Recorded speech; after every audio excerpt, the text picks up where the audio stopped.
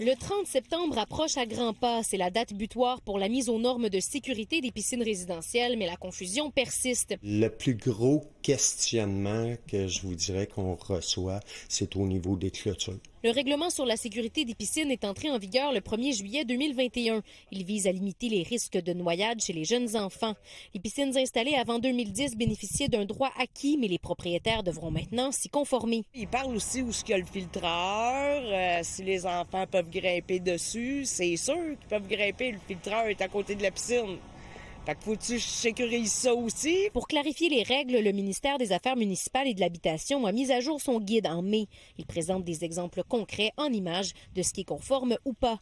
Au final, tout est une question d'accès. Si tu as une terrasse qui te donne accès à la piscine, ta porte patio n'est pas sécurisée. Il faut sécuriser la porte patio. Si tu as une maison avec des fenêtres au sous-sol qui sont à moins de 4 pieds de hauteur, il faut sécuriser chacune des fenêtres. C'est plus simple pour une piscine hors terre alors que les murs de celle-ci sont assez hauts en soi.